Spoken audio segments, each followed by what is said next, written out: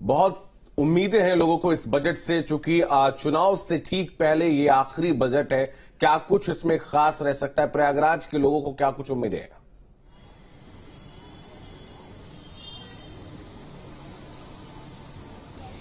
जी बिल्कुल, जिस तरह से बजट आया है तो लोगों को ये उम्मीद होती है कि चुनावी साल का बजट है तो इसमें जनता को जरूर राहत मिलेगी और जनता के जो मुद्दे हैं, जनता के जो समस्याएं हैं उनका निराकरण होगा। टैक्स को लेकर के लोगों को उम्मीद रहती है। तमाम गैस सिलेंडर से लेकर के पेट्रोल डीजल के दामों तक पे लोगों की नजर रहती है। तो इस तरह के तमाम इश्यूज हैं जो घरेलू उपयोग का सामान है, उसको लेकर के लोगों की उम्मीदें होती है। हमारे साथ कुछ लोग हैं, उनसे बात करते हैं, समझते हैं। ये बताएं कि आज बजट आ रहा है, क्या कहेंगे आप, क्या चाहते हैं सरकार? मैं इंडियन रेलवे एम्प्लॉइज फेडरेशन का राष्ट्रीय अध्यक्ष होने के नाते मैं सरकार से ये मांग करता हूं। मैं चाहता हूं कि सरकार हमारी छीनी हुई पुरानी पेंशन को पुनः वापस करे। साथ ही साथ बजट का इशू नहीं है, पुरानी पेंशन एक अलग मुद्दा है जिसको लेकर आप लोग लड़ाई लड़ रहे हैं। और क्या चाहते हैं? मैं चाहता हूं कि ये बजट जो है आम नागरिकों का बजट हो, देश के गरीबों का बजट हो, बेरोजगारों का बजट हो, जिसमें बेरोजगारों को नौकरी दी जाए, वरिष्ठ नागरिकों को, जो देश के वरिष्ठ नागरिकों की रेल में सुविधा जो छीन ली गई है, दिव्यांगों की जो छूट छीन ली गई है, उसको पुनः बहाल किया जाए। और क्या चाहते हैं? और हम चाहते हैं कि देश को जो गुमराह किया जा रहा है, ये गुमराह न करते हुए ये बजट जो है घरेलू बजट होना चाहिए, किसानों का बजट होना चाहिए, सरकारी कर्मचारियों के हित का बजट होना चाहिए और देश के नागरिकों के, आम नागरिकों के हित का बजट होना चाहिए। ये उद्योगपतियों का बजट नहीं होना चाहिए। उद्योगपतियों का बजट नहीं होना चाहिए। और इस तरह से जो लोग हैं हमारे साथ, उनका कहना है कि जो आम लोग हैं, जो बुजुर्ग हैं, जो पेंशन जिनको मिलती है, उनका बजट होना चाहिए। और सरकार से बहुत उम्मीदें हैं क्योंकि चुनावी साल है ये, और चुनावी साल में लोगों को लगता है कि सरकार लोगों को राहत देगी। और उससे जो है, चूंकि चुनावी साल में सरकार को चुनाव में जाना होता है और उसके पहले जब बजट आता है तो लोगों को लगता है कि सरकार कुछ सौगात लेकर के आएगी आम लोगों की, और जिसको सुन करके लोग एकदम खुश हो जाएंगे और कहेंगे कि सरकार ने ये बजट बहुत अच्छा पेश किया है, हमारा ये फायदा इसमें दिखाई दे रहा है, हमको इस तरह से लाभ मिलेगा। और इसी के चलते जो है लोग उम्मीद लगा के बैठे हैं। जी अब बिल्कुल मानवेंद्र बने रहे हमारे साथ। गाजियाबाद से हिमांशु भी जुड़े हुए हैं। हिमांशु, अंतरिम बजट में किसके लिए क्या, ये तो बजट पेश होने के बाद हम देखेंगे, जानकारी आएगी, लेकिन जनता क्या सोच रही है, जनता के मन में बजट 2024 को लेकर क्या उम्मीदें हैं, जरा बातचीत करें। देखिए, निर्मला सीतारमण जो कि हमारी वित्त मंत्री हैं और अंतरिम बजट सरकार का पेश करेंगी। पहली बात तो वो रिकॉर्ड रहेगा उनका, ये अंतरिम बजट रहेगा। बतौर महिला उन्होंने अपने पूरा कार्यकाल किया और अंतरिम सरकार का ये बजट पेश करने जा रही है। 10 बजे पेश होगा, तब जो पिटारा खुलेगा उसमें क्या कुछ जनता के लिए रहने तो तभी पता। लेकिन जनता को जो उम्मीदें हैं, खासतौर पर लोअर मिडिल क्लास जो है वो काफी उम्मीदें लगाए बैठा है, क्योंकि लोकसभा चुनाव भी सर पर है। ऐसे में जनता ये उम्मीद रखती है, जो चौपाल हमने अब तक की है, जो रिपोर्ट्स हमने दिखाई हैं, उससे बड़ा है सैलरी स्लैब। सैलरी स्लैब पर जो टैक्स लगता है उसमें वो चाहते हैं सैलरी स्लैब को ले जाया जाए और उस टैक्स में छूट मिले। वहीं पेट्रोल डीजल जो कि एक सबसे बड़ा इशू बन चुका है आम जनता की, हमेशा जब भी रेट इंक्रीज होते हैं तो पूरा इफेक्ट मार्केट पर पड़ता है। तो जनता जो पेट्रोल और डीजल है वो जीएसटी के दायरे में, तो जनता की मांग है इस बजट के अंदर। प्रधानमंत्री नरेंद्र मोदी जिस तरह से कहते आए हैं, इस बार वो पिछड़ों का ध्यान रखेंगे, साथ ही का ध्यान रखेंगे और जो देश है आत्मनिर्भरता की तरफ जाएगा। तो ऐसे में इंफ्रास्ट्रक्चर बाहर से अब तक अवेलेबल होता रहा है, वो देश के अंदर बने, स्वदेशी रहे सारी चीजें, उसमें जो जीएसटी लगती है कम रहे, क्योंकि जितने भी उद्योगपति हैं वो इसी बात को कहते हैं कि बाहर से इंपोर्ट कराने में जो जीएसटी ड्यूटी रहती है वो काफी ज्यादा रहती है और बहुत ज्यादा पेड करना पड़ता है।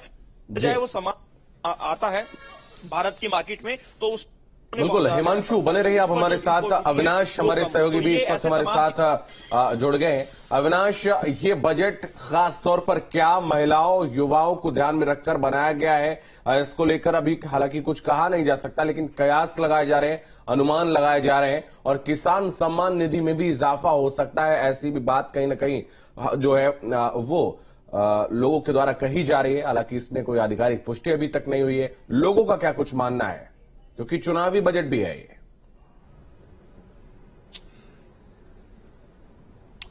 बिल्कुल सही कहा आपने। देखिए, अगर बात तो मोदी सरकार के दूसरे कार्यकाल का ये आखिरी बजट है और इसके बाद चूंकि अब सरकार चुनाव में चली जाएगी तो जाहिर सी बात है कि इस बजट से उम्मीदें हैं लोगों को, और खास तौर पर अगर हमें मिडिल क्लास की बात, नौकरी पेशा की बात करें तो चूंकि सबसे ज्यादा अगर बजट की बात करें तो मिडिल क्लास प्रभावित होता है। हालांकि सभी वर्गों के लोग चाहते हैं कि बजट में उनके लिए कुछ खास हो, चाहे व्यापारी हम लोगों की बात करें। देखिए, कुछ लोग हैं, उनसे बातचीत करने की कोशिश भी कि आखिर वो क्या सोचते हैं।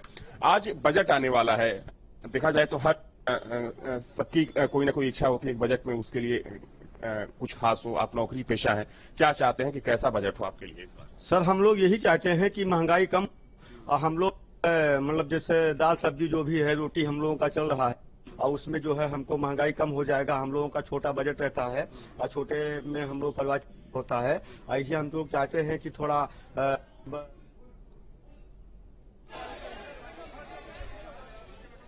और देखिए ये तस्वीर निर्मला सीतारमण की, ये तस्वीर बजट पेश आज होनी है और निर्मला सीतारमण वित्त मंत्रालय पहुंच चुकी है।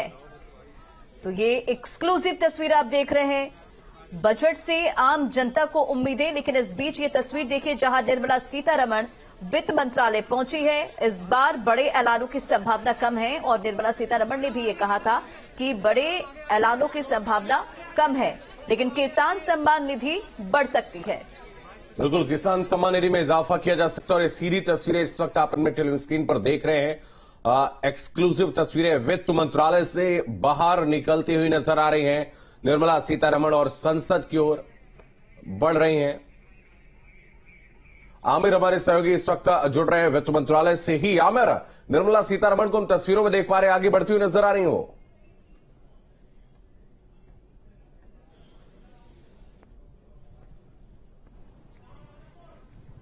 आ चुकी है बाहर और अब वो यहां से निकलने की तैयारी कर रही हैं। राष्ट्रपति के पास वो जाएंगी, इजाजत लेंगी, जो बजट वो पेश करने जाएंगी और इसके बाद जो है कैबिनेट शुरू होगी। अब ये तस्वीरों में आप देख सकते हैं वित्त मंत्री निर्मला सीतारमण जो है वो गाड़ी में बैठ चुकी हैं। तमाम जो मंत्री हैं दोनों, वो भी वित्त राज्य मंत्री जो है वो भी यहां पर पहुंच रहे हैं और तस्वीरों में आप देख सकते हैं किस तरह से मंत्री जो है वो यहां पर निकल रहे हैं। सर, किस तरह का बजट रहने वाला है? मतलब थम्स अप कर दीजिए सर, किस तरह का रहने वाला है? घोषणाएं होंगी सर? तो यहाँ पे आप देख सकते हैं वित्त राज्य मंत्री से हमने बातचीत करने की कोशिश की, वो मुस्कुरा के चले गए। तो अब देखिए पूरा काफिला जो है वो निकल चुका है यहाँ से। वित्त राज्य मंत्री ने मुस्कुराहट भरे अंदाज में हमें बताया कि बजट किस तरह का होने वाला है। तो कहीं ना कहीं तमाम घोषणाएं हो सकती है, ऐसा नहीं है कि अंतरिम बजट है तो कोई घोषणाएं नहीं हो सकती है। सरकार इससे पहले भी जब अंतरिम बजट पेश करती रही है तब भी तमाम घोषणाएं करती रही है, ताकि चूंकि ये देखिए अंतरिम बजट है, लेकिन ऐसा नहीं भूलना चाहिए कि ये चुनावी बजट भी है। तो लोक लुभावन जो फैसले हैं वो सरकार ले सकती है। आप देखिए तस्वीरें में काफिला देखिए बाकायदा जा रहा है। यहां से आपको तस्वीरें दिखा रहे हैं, चूंकि बारिश हो रही है इसलिए ज्यादा यहां से मूव नहीं कर सकते, लेकिन आप तस्वीरों में देखिए बाकायदा राष्ट्रपति भवन की तरफ जो है ये काफिला वित्त मंत्री और वित्त राज्य मंत्री का निकल चुका है यहां से। और जो रिपोर्ट्स हैं वो चूंकि लगातार आती रही हैं कि इस बार का बजट भी जो है लोक लुभावन हो सकता है, एक तरह से चुनावी बजट हो सकता है, तो उससे इंकार नहीं किया जा सकता। चाहे वो किसानों को लेकर के, किसान सम्मान निधि को बढ़ाने को लेकर के फैसला हो या फिर टैक्स में छूट देने को फैसला हो, ये भी चीजें हो सकती हैं। तो ऐसा माना जा रहा है कि इस बार का बजट जो है वो मुस्कुराहट भरा हो सकता है आम आदमी के लिए। जी बिल्कुल आमिर, देखिए चुनाव से पहले बजट को लेकर लोग ना कयास लगा रहे हैं, तो बजट में कुछ खास होने की उम्मीद है?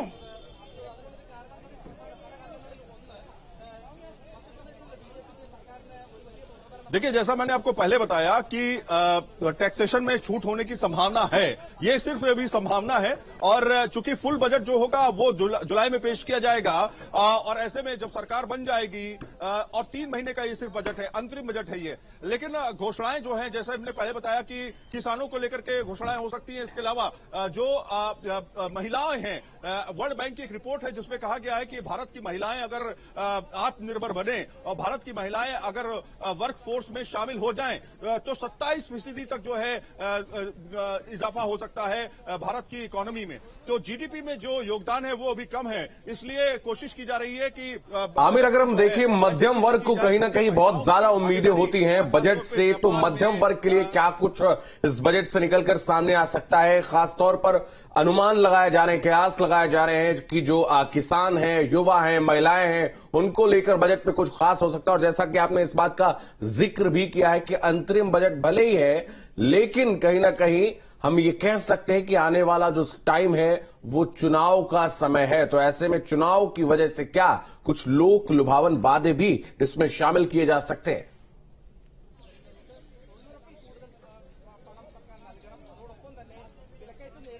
बिल्कुल, जैसे कि लोक लुभावन में अगर कोई बड़े फैसले की बात करें तो तमाम तरह की स्कीम्स जो चलाई जा रही हैं, किसानों को लेकर के जो फैसला सरकार लेती है, तो जाहिर तौर पर इसका प्रभाव जो है चुनाव पर भी पड़ता हुआ दिखाई देगा। जो मिडिल क्लास है, मिडिल क्लास सबसे ज्यादा सैलरी में जो टैक्स एग्जेम्पशंस हैं उस पर सबसे ज्यादा फोकस करता है और सबसे ज्यादा चाहता है कि टैक्स एग्जेम्पशंस में छूट जो है वो बढ़े। तो छूट बढ़ने की उम्मीद है, 50 से 80 हजार रुपए छूट बढ़ने की उम्मीद है। और जिस तरह से नया टैक्स रिजिम आया था, आपने देखा था, तो उस हिसाब से 8 लाख तक ये पूरा जो नया टैक्सेशन प्रणाली में छूट जा सकती है। तो इसके अलावा आपको बताएं कि निवेश को लेकर के सरकार काफी ज्यादा फोकस्ड है।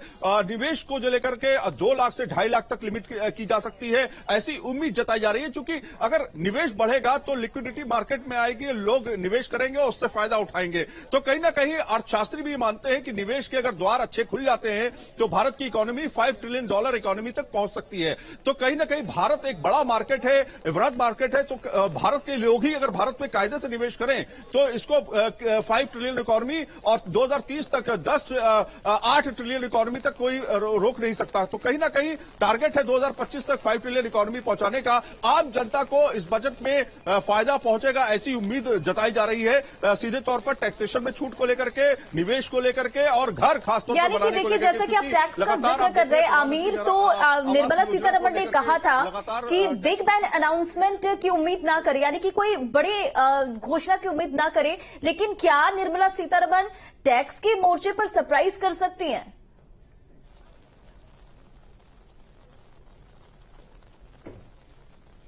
देखिए, यही बात अगर मैं पीछे थोड़ा सा जाऊंगा और 2019 के चुनाव की बात करूंगा तो वहां पर भी अंतरिम बजट था। और उस समय आपको याद होगा कि किसान सम्मान निधि जो है 6,000 रुपए के हिसाब से उस समय पीयूष गोयल वित्त मंत्री ने लागू किया था। और उसके बाद टैक्सेशन में भी बदलाव किया था। तो ऐसा नहीं है कि अंतरिम बजट में कोई घोषणाएं नहीं हो सकती, घोषणाएं हो सकती हैं, लेकिन वोट एंड अकाउंट होता है। और इसलिए माना जाता है कि बहुत सारा स्कोप सरकार के पास नहीं